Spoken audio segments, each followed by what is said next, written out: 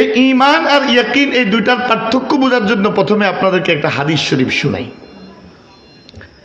আল্লাহর হাবিব সাল্লাল্লাহু আলাইহি ওয়াসাল্লামের ১৬ লক্ষ সাহাবীর মধ্যে একজন সাহাবীর নাম ছিল আবু উবাইদা ইবনুল জাররাহ। ১০ জন জান্নাতের সুসংবাদ প্রাপ্ত সাহাবীদের একজন আবু উবাইদা ইবনুল জাররাহ রাদিয়াল্লাহু আনহু। হুজুর বলেছেন, লিকুল্লি উম্মাতিন আমিনুন ও আমিনু উম্মতি আবু উবাইদা। প্রত্যেক উম্মতের মধ্যে একজন বিশ্বস্ত মানুষ থাকে, আমি মুহাম্মদের উম্মতের মধ্যে বিশ্বস্ত মানুষটার নাম আবু উবাইদা। সুবহানাল্লাহ। কত সম্মানিত সাহাবী। তিনি একবার ৩০০ সাহাবীকে নিয়ে জিহাদের সফরে গেছেন।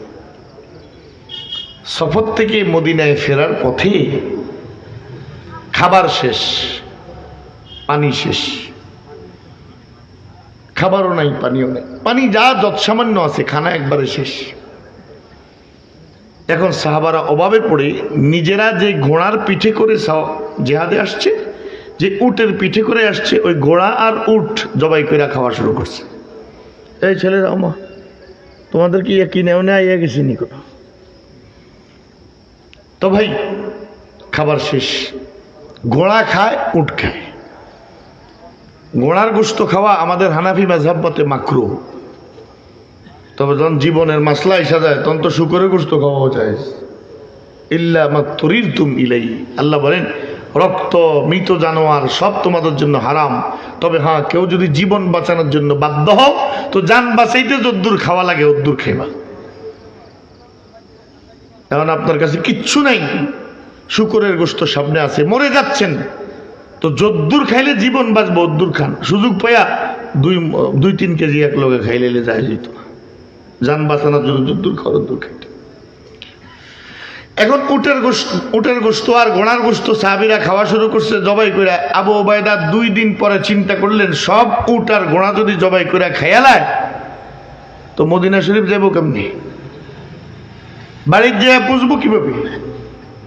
আবু উবাইদা নিষেধ করে দিলেন, আজ থেকে উট জবাই করা নিষিদ্ধ, ঘোড়া জবাই করা নিষিদ্ধ। সাহাবার কথা খামুকি, তো এমনি মরে যাবো। আপনি বলতেছেন উট আর ঘোড়া শেষ হয়ে গেলে পথে মরে যাবা, মদিনায় যাইবা কিভাবে? তো জবাই করা বন্ধ করলে তো এনে মরে যাবো না খাই না। আবু উবাইদা বলে, না হবে না, কোনো সমস্যা হবে না,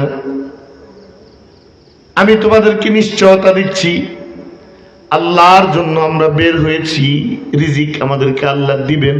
সুবহানাল্লাহ। আল্লাহ তাআলা তার কালামে হাকিমে বলেছেন, ইন তানসুরুল্লাহ ইয়ানসুরকুম, যদি তোমরা আল্লাহর দ্বীনকে সাহায্য করো আল্লাহ তোমাদেরকে সাহায্য করবে। সুবহানাল্লাহ। আল্লাহ আরো বলেছেন, ওয়াকানা হাক্কান আলাইনা নাসরুল মুমিনিন, মুমিনদেরকে সাহায্য করা আমি আল্লাহ আমার নিজের উপর ফরজ করে নিয়েছি। সুবহানাল্লাহ। আল্লাহ ওয়াদা করেছেন, আল্লাহর দ্বীনকে যে সাহায্য করবে তাকে আল্লাহ সাহায্য করবে। আল্লাহ ওয়াদা করেছেন মুমিনকে সাহায্য করা আল্লাহ তাআলার নিজের জিম্মাদারি। আল্লাহ তাআলা আরো বলেছেন, ওমা মিন দাব্বাতিন ফিল আরদি ইল্লা আলাল্লাহি রিজকুহা,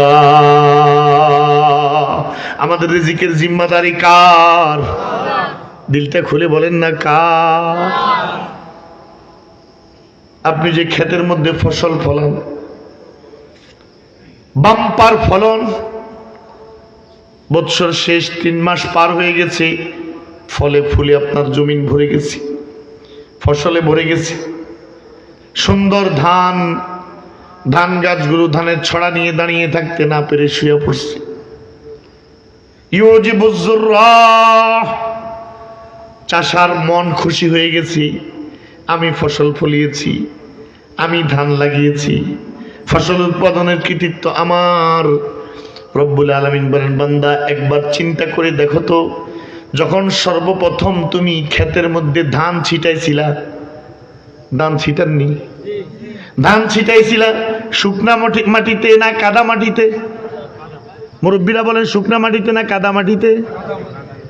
কাদার মধ্যে, প্যাকের মধ্যে যদি কোনো কিছু রাখা হয়, এটা কি ভালো থাকে না পচে যায়? আপনার ধানগুলা পচলো না কেন?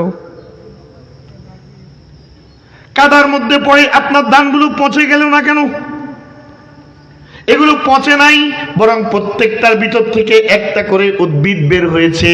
আল্লাহ বলেন তুমি তো ছিটায়া ঘরে চলে গেছো, আর 24টা ঘন্টা তোমার ওই জমিনের মধ্যে তোমার বীজটাকে সংরক্ষণ করে এর ভিতর থেকে উদ্ভিদ বের করেছেন কে? একবার ভাবেন না, সব পচে যায়, ধানটা পচলো না কেন? তারপর ধান ওই জ্বালাগুলাকে উঠাইছে, উঠাইয়া জমিনের মধ্যে লাগাইছে। আগে লাগাইতো 5-6টা ধানের জ্বালা এক লগে, এখন শুধু একটা একটা লাগায়, শুধু একটা লাগায়। 1-1.5 মাসের ভিতরে একটা থেকে 10টা 12টা 20টা 15টা 20টা শাখা বের হয়। কামাসালি হাব্বাতিন আম্বাতাত 7 সানাবিল ফি কুল্লি সুমবুলাতিন মিআতু হাব্বা। একটা ধানের থেকে শত শত ধান, হাজার হাজার ধান বের হয়। আল্লাহ বলেন শুধু একটু শিলাবৃষ্টি দিলে তোমার সব শেষ হয়ে যাইত। সাহাবান সিকালান সুকনাহু লিবালাদিন মাইতিন। আল্লাহ বলেন মেঘমালাকে হাঁকায়া হাঁকায়া তোমার ক্ষেতের উপরে এনে ফোঁটা ফোঁটা আকারে, ছোট্ট ছোট্ট ফোঁটা আকারে তোমার ক্ষেতের মধ্যে পানিগুলো পৌঁছায় দিচ্ছেন কে? আল্লাহ বলেন তোমার ধানটাকে সংরক্ষণ করলাম আমি, ওই ধানের ভিতর থেকে উদ্ভিদটা বের করলাম আমি, একটা উদ্ভিদকে 20টা 50টা উদ্ভিদে পরিণত করলাম আমি, প্রত্যেকটার মাথার মধ্যে একটা করে ছড়া দিলাম আমি, সংরক্ষণ করলাম আমি, বিপদ থেকে বাঁচাইলাম আমি, পোকামাকড় থেকে বাঁচাইলাম আমি। এখন ফসল যখন তোমার হাতে আসছে, বান্দা ন্যূনতম বিবেক যদি তোমার থাকে, তুমি তোমার মনকে বুঝাও এই ফসলের কৃতিত্ব আমার না, আমার আল্লাহর দয়া। কার দয়া বলেন না? আমার আল্লাহ মায়া করে আমারে দিছে। আল্লাহ তাআলা সূরা ওয়াকিয়ার মধ্যে বলেছেন আফারাআইতুম মা তাহরুসুন আআনতুম তাজরাউনাহু আম নাহনুজ জারিউন লাউ নাশাউ লাজআলনাহু হুতামান ফাযালতুম তাফাক্কাহুন ইন্না লামুগরামুন বাল নাহনু মাহরুমুন। রব্বুল আলামিন বলেন বীজ থেকে উদ্ভিদ বের করেছি আমি আল্লাহ, সংরক্ষণ করেছি আমি আল্লাহ। বান্দা ফসল তুলে তোমার ঘর পর্যন্ত নেওয়ার জন্য তোমাকে সুস্থ রেখে শক্তি দিয়েছি আমি আল্লাহ। এবার তুমি ফয়সালা করো, আসল কৃষক তুমি না আল্লাহ? তাহলে প্রকৃত কৃষক কে বলেন? আল্লাহ। ফসল দিয়েছেন তিনি। হযরত আবু উবাইদা সাথীদেরকে বলেন পেরেশান হইও না, আল্লাহর দ্বীনের সাহায্য করার জন্য বের হয়েছি আমরা, আমাদের সাহায্য করবেন আল্লাহ, আমাদেরকে রিজিক দিবেন আল্লাহ, আমাদেরকে খাওয়াবেন আল্লাহ। আমার পুরা ইয়াকিন আছে রব্বে কারীম আমাদেরকে না খাইয়ে মারবে না। সুবহানাল্লাহ। সাহাবীদের মধ্যে যারা একটু দুর্বল ইমানের, আমাদের মতো না, আমাদের কোটি কোটি মানুষের সবল ইমানও সাহাবীদের মধ্যে যারা দুর্বল ইমান ছিল তাদের ইমান আমাদের চেয়ে মজবুত ছিল। তারপরে তাদের বুঝে আসতেছিল না যে আল্লাহ খানাটা দিব কিভাবে। আমরা মরুভূমির মধ্যে আছি, এক পাশে সমুদ্র, আরেক দিকে দুধু মরুভূমি, খাবার আসবে কোত্থেকে? কারো মাথায় ঢুকতেছে না। হযরত আবু উবাইদা সাহাবীদেরকে নিয়ে 2 রাকাত নামাজ পড়লেন, সালাতুল হাজত, ওয়াস্তাঈনু বিস-সাবরি ওয়াস-সালাহ। আল্লাহ বলছেন বিপদে পড়লে ধৈর্য ধরো, হা হুতাশ করো না, আর নামাজে দাঁড়াও, নামাজের মাধ্যমে তোমার জিন্দেগির সব চাওয়া পাওয়া পুরো হবে। সুবহানাল্লাহ।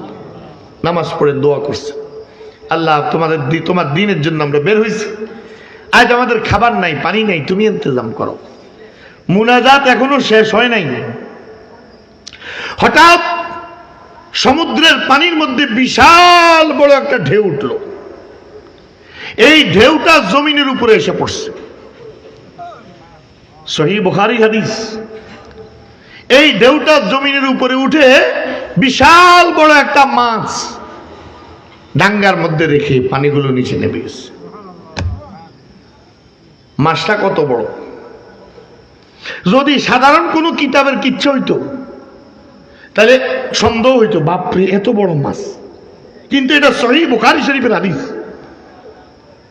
মাছটা এত বড়, মাছের দুইটা কাঁটা একটার সাথে একটা লাগায়া এভাবে দাঁড় করাইয়া দিছে আবু উবাইদা। উটের পিঠের মধ্যে, সাহাবীদের মধ্যে সবচেয়ে লম্বা সাহাবীটারে উটের পিঠে দাঁড় করাইছে। দাঁড় করাইয়া এই উটটাকে চালাইয়া দিছে। ওই সাহাবী উটের পিঠে দাঁড়িয়ে কাঁটার নিচে দিয়ে চলে গেছে, ওনার মাথার চুল কাঁটার মধ্যে লাগে নাই। আমরা কি সুবহানাল্লাহ কোন ছেড়ে দিচ্ছেন নি? কোনো না। আমার মনে হয় আগের সরকার যাওয়ার পর থেকে ওনার সুবহানাল্লাহ কোন না না ব্যাস। দুইটা কাঁটা যদি এত বড় হয়, মাছটা কত বড়! 300 সাহাবী 17 দিন খাইছে। মুহাদ্দিসিনে কেরাম হাদিসের ব্যাখ্যায় লিখেছেন, একাধিক riwayate এসেছে, সাহাবীরা বলেন একজন জিজ্ঞেস করছে, আরে একরকম মাছ এতদিন খাইছেন কেমনে? আমরা বুঝি না, প্রত্যেক বেলায় নতুন নতুন স্বাদ লাগতো। সাহাবারা রোদে শুকায়া এক একজনের ব্যাগ বইরা লইছে, 17 দিন খাইছে। এখন সবার মনের মধ্যে একটা প্রশ্ন, এইরকম সাইজের মাছ তো কারো বাপ দাদা 14 গোষ্ঠীও দেখছে না। এটা কি মাছ খাইলাম না কোনো জানোয়ার টানোয়ার খাইলাম? সবার ভিতরে একটা ভয়। মদিনা শরীফ গেছে, যে আল্লাহর নবীর পুরা কিচ্ছা শুনাইছেন। হুজুর বলেন, যাকা রিজকুন রাযাকাকুমুল্লাহ, এটা হলো এমন স্পেশাল একটা রিজিক যেটা আল্লাহ স্বীয় কুদরতের দ্বারা স্পেশাল ভাবে তোমাদেরকে উপহার দিয়েছেন। হাল ইনদাকুম মিন শাইইন ফাআতামা, তোমাদের কাছে কি আর একটা দুইটা টুকরা কারো কাছে আসেনি? আমি নবীও এই আল্লাহর রিজিক থেকে একটু বরকত নিতাম। সুবহানাল্লাহ। এক সাহাবী ব্যাগের ভিতর থেকে এক টুকরা বাইর করে কয়, হুজুর কেমনে ভাবলেন আপনারে ভালাইয়া পুরো টাকা এলাম? আমি তো প্রথম দিনই শুকায়া সুন্দর টুকরাটাকে সংরক্ষণ করে আমার ব্যাগে রেখে দিয়েছি আল্লাহর নবীকে উপহার দেওয়ার জন্য। হুজুর খুশি মনে নিয়েছেন, খেয়েছেন, দোয়া করেছেন। ওই সাহাবীরা এক নজর দেখেই বুঝে গেছে ইয়াকিন কি। সারা জীবন শুনেছে আল্লাহ সাহায্য করবে, আল্লাহ সাহায্য করবে, আল্লাহ সাহায্য করবে, কিন্তু আল্লাহ কেমনে সাহায্য করে চোখে একবার যখন দেখেছে, এবার অন্তরে ইয়াকিন ফয়দা হয়েছে না হয় নাই? এবার তার ঈমান কোন পাল্লায় গিয়া পুঁতছে।